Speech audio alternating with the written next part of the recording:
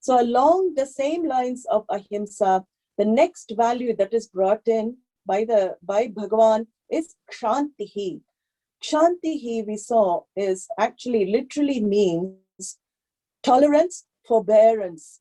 Kshanti, the ability to be able to tolerate certain situations in life. But Swami Dayananda very beautifully understands this value in a different way, which is based on tolerance, but it's a deeper meaning here that he gives for this word Kshanti. It is accommodation. The translation in English of this value, accommodation, mental immunity, forbearance, all of this is the primary meaning, but basically it is accommodating. Accommodating what? Accommodating situations, accommodating people in our life, accommodating everything to the extent we can. So it is a form of tolerating, but tolerating gives the idea that I am holier than thou, I'm tolerating you, I'm tolerating somebody. No, it is not that. It is understanding, through understanding, accepting others as they are and accepting yourself as you are. That is the beauty of it. Kshanti begins first on oneself, with oneself. It begins with self-love, being compassionate to oneself. In fact, we are our worst critics. We criticize ourselves more than other people outside. How I think of myself also impacts on how I relate to others. If I'm very critical over myself, I will always also be critical over other people as well. So Kshanti teaches one to be kind to oneself, be gentle with oneself, to understand that any human form, body, mind, sense complex does come with limitations. That is a rule. It is a fact. We cannot avoid limitations as long as we're in this physical body. Everybody will have some limitations. So I have to learn that with my limitations, I function. And if I see also that if there are some areas in the mind that need improvement and need to spend time on, need some alertness, need something to work on, then I do work on it, but objectively.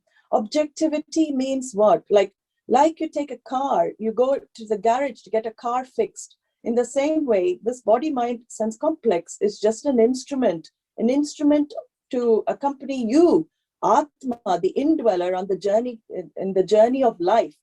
So I'm just getting the instrument fixed. If any fixing needs done, that should be the attitude. I'm getting the instrument fixed. So Kshanti, we saw, begins with, first of all, self-love. It is to discover the saintliness in yourself as well. Self-love means what? There's a very beautiful example given in the Shastra of biting your tongue. When your teeth bite your tongue, you don't knock out your teeth and break your teeth, do you? It is, you are compassionate to your teeth. In the same way, I am compassionate. If something I've erred, I forgive myself first and I work on it. I work on the mistake. So it is bringing me this value of objectivity.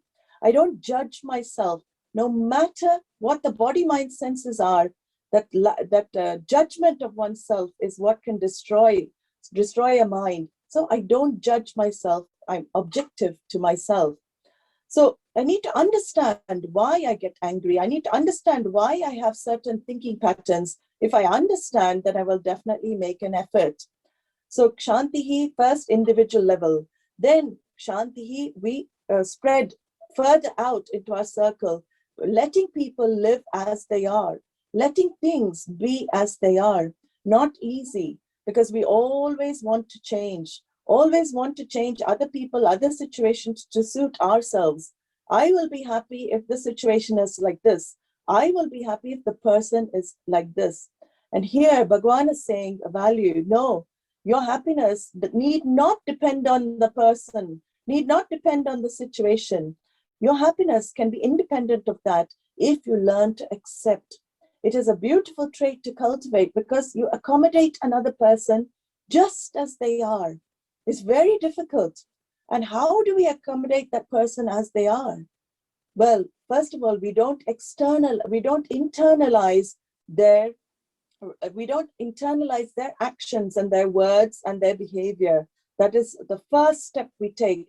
Internalization means you allow outside to hurt you. You allow things outside to affect you. That is what internalization means. So the first step in developing Kshanti is don't allow outside to hurt you. Outside cannot hurt you if you don't allow it. So Bhagavan says, with this value, don't internalize that situation or that person. Understand, how do I not internalize? This is where we have to bring in our understanding that everyone has a background. In keeping with his or her psychological makeup, everybody has a background. With the experiences they have gone through in their lives, with the type of mind they have, they cannot be different. This is the amazing fact that if we accept, we can change, transform our lives and how we interact with others. They cannot be different. Just as in nature, if I see a mountain, suppose I see a mountain, I'm looking at the Himalayan range, and I see one rock, it is a bit wonky, it's somewhere out of place. Do I spend my time complaining about that out of place rock? I don't. Because why? Because I accept it's part of nature. Anything, if I see a tree growing sideways and branches all over the place, do I say, why is the tree growing like this? It should grow straight. I never say this to anything in nature. We don't point out. But Shastra says, just as nature, I'm able to accept, the mind is able to accept. Why can we not accept human nature? Bhagavan says, human nature is also part of nature. However somebody is, given their background, they cannot be different. And we go as far as to say, you in their shoes, you, given the mind that they have, the background that they have, you also will be the same. That is the amazing thing. Once you realize that it is an order, it's a law of psychology, which is also Ishvara for us, Bhagavan for us, then you will learn this empathy. Empathy meaning that is the way the person is. You accept. So we don't control people's behavior. We don't control people's behavior. This is very, very important. Even avatars had all the power to control any behavior. Did Krishna control Duryodhana's behavior? Did Rama change Kaikeyi's mind, her mind? Rama did not change Kaikeyi's mind. Krishna did not control Duryodhana's behavior. Why? Because they allow people to live out what they have to live out. Of course, taking action at the same time, the accommodation, we accept people first, how they are, their behavior, and we take action. If the behavior is adharmic, we don't have to sit quiet and just accept. That's another thing. Kshanti is not being a doormat to everybody else. Just as Krishna is a great example. He told Arjuna, Yudhyasva, fight. In the Gita, he finally said fight. But when did he say fight? Did he say fight immediately? No. After prolonged diplomatic means, he tried everything with Duryodhana and the Kauravas. He could not get them to yield even a pinprick of land. He could not get them to yield their mind in any way. That is when Bhagavan said, no, adharma must be fought. Adharma must go. So Bhagavan encouraged the Pandavas to fight. So accommodation does not mean you are a doormat, but we try everything when people's behavior is not in the right track. We do try, we help, but if they don't want to change, who am I to change the other person? That is what this value is saying. Just as much as I want others to change, they also want to change me, right? So I may want others to change, but they will also want to change me. And this whole life, living life, trying to change everybody else, changing each other, is not a very conducive, very productive life. So it's better to accommodate people, accommodate their behavior. And in the space you give, in the accommodation you give, in fact, you can help that person to change. That is the amazing thing. The more you accommodate the person in that space may even change because they feel your acceptance. People will feel, see, why do we go to a Swami? If we take Swami as an example, anyone, he will accept anyone and everyone. Why? Because accommodation, he is the meaning of Kshanti, meaning of accommodation. Whatever the background, anything, that accommodation is there. So people gravitate towards people who accept them. We all want to feel accepted.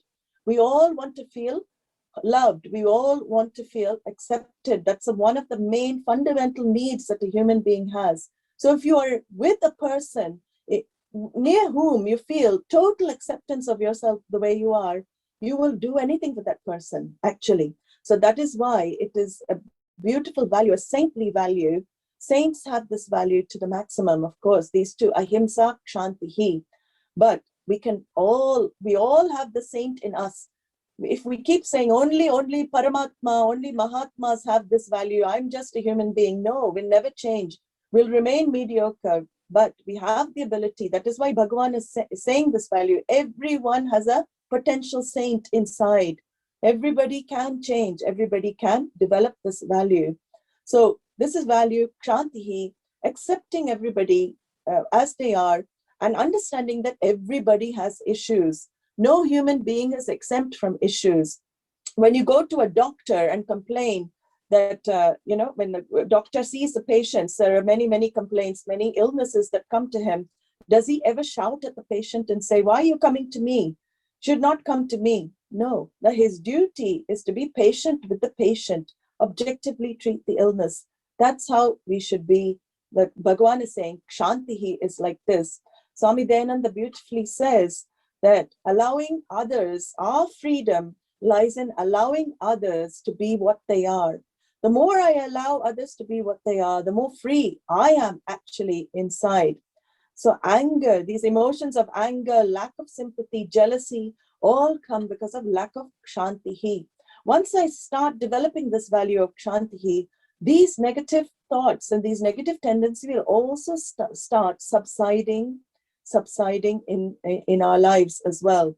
So this is the main gist of this value, that I accept people the way they are. And when I develop this, I also avoid a reactive nature. Why do we react to others? We react because we don't tolerate their behavior. That is the main reason for reaction. So here, when I develop Kshanti, what I do is avoid reactions in life. More and more avoid reactions, but I act. So there's a difference between reaction and action. Action means two-step response. So first, I don't respond. Reaction is immediate. Reaction is impulsive. Reaction sometimes mechanical. I avoid mechanicality and impulsiveness in my life. And Shanti, when I develop Shanti, I develop deliberate action. So I take action. It is not I don't take action. I do take action. But if I have to keep quiet, I keep quiet. If somebody is yelling and screaming and shouting, it is their vomit that's coming out. We cannot prevent people vomiting.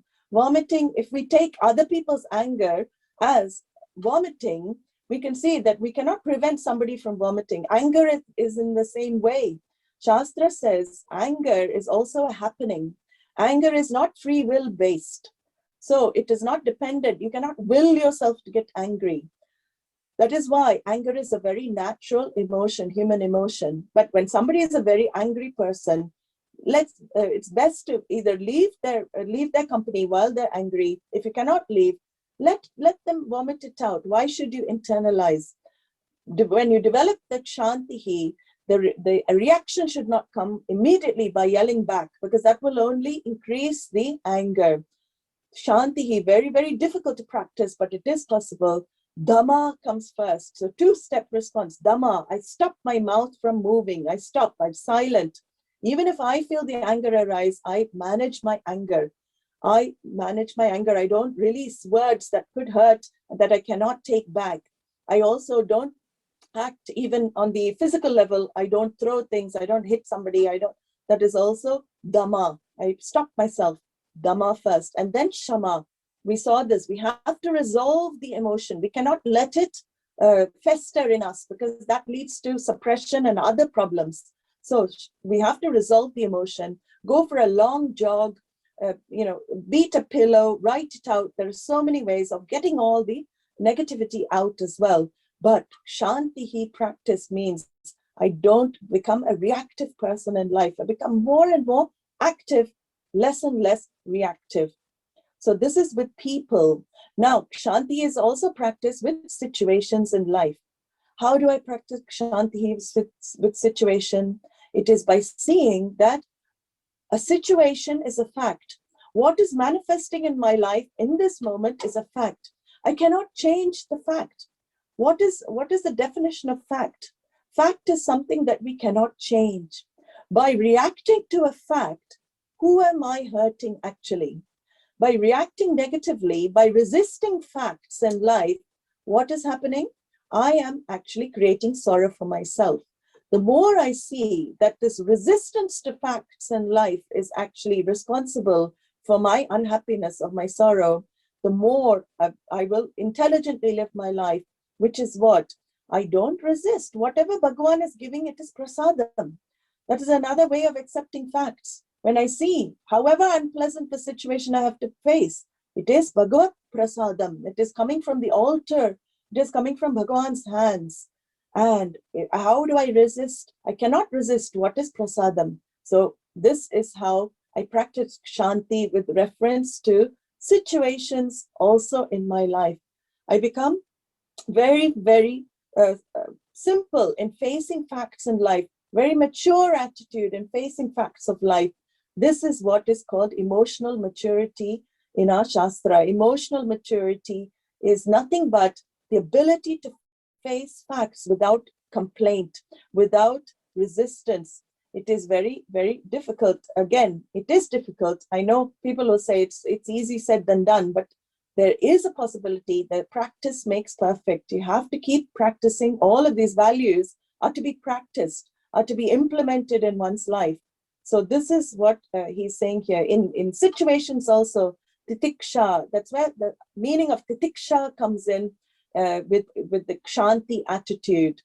Sahanam sarva dukkhanam apratikara purvakam chinta vilapa rahitam sa titiksha nigadyate. Definition of titiksha, which means bear all the problems. Sahanam sarva dukkhanam, bear all the unhappy situations. Yes, unpleasantness. And Shankara, this is Adi Shankara's definition of titiksha. He adds an extra thing, apratikara purvakam. Apratikara purvakam means not making any effort to change it. Let it be, because it's Bhagavan's prasadam.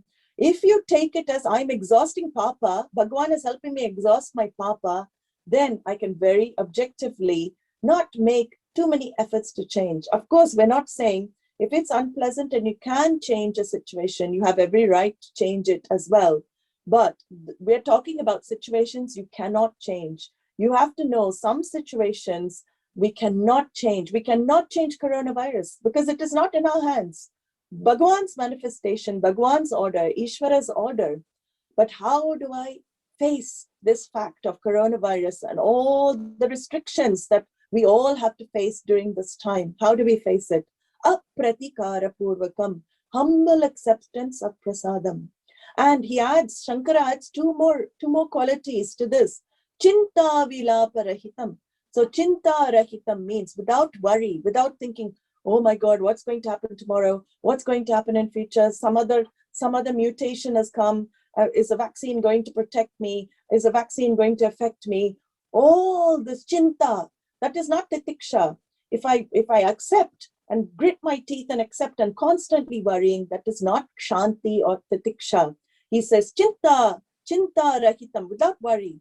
Why should we worry? If we believe in Sai, why should we worry? Swami has said so many times, why fear when I am here? Those words, just one sentence, have we ever really understood what he's saying? That is exactly what he's saying. Your future is in my hands. Your life is in my hands. Why fear when I am here? Trust in the Lord. Trust in the order of Ishvara. He will take care. What is going to happen will happen anyway. Whether you want it to happen or not, it's going to happen. So what's the point with chinta? What's the point in worrying? So kshantihi in this aspect. And vilaparahitam. So chinta is one aspect that we avoid with kshanti. Another one is always moaning. Why is it like this? Corona is like this. So that moaning, not worrying about future, but always moaning. Why is this person like this? This person should not be like this. Why is this like this? Some people are always complaining about everything. So vilapa, he says, without that complaining attitude as well, Also that feeling, why me? Why me? I've been so good. Why is this happening to me? That is number one vilapa that we have to eradicate from our life. Why can we not ask, why not me? Whatever is given to me is prasadam. It's my karma. I have to, it's my lot in life. If I objectively accept my lot as given by the order that is Ishvara, the karma phala data, then this why me attitude will not come. I will very cheerfully, if not cheerfully, at least with a slight smile, we can accept even the most unpleasant of experiences. So this is the value. I'm spending some time on it because this value is a very important value for every aspect of our life. It is actually, if we examine, it is the inner child which has the inability, which doesn't have the ability to accept facts. Children, if you see, they cannot accept facts. They want things their own way. So when in life as well, when we want things our own way, it is actually the child in us coming out. And this is where Bhagavan says, no, the adult you should be there in your life. The adult you should be the one who faces facts and becomes the active person and not the reactive person. And how do we cultivate, again, how do we bring in more of this value into our life, which is, again, an important value to bring in? Let us examine what situations trigger our vulnerabilities, what people trigger our push our buttons. We have to keep some kind of journal. It's a very good thing to do as a sadhana. Who has pushed my buttons today? Where have I been affected? Where have I been triggered? All of this, if one notices, it will help you in the next time when the test comes. If you know your patterns, you're already forewarned. You know your vulnerable areas. So all reactions we can manage when we know, we understand ourselves much more. So let people be as they are. To that extent, you are free. We never learn from reactions. Let us learn by action. And finally, with this value, it is very important to develop, because if I want to discover Atma, if my whole pursuit is moksha, to discover the truth of myself, what is the nature of Atma? We are told the nature of consciousness is all accommodative. Consciousness is all pervasive. Every nook and corner of this universe is pervaded by that one truth. Now, if it accommodates the good, bad, and ugly, if my nature is like that, why can I not accommodate everything?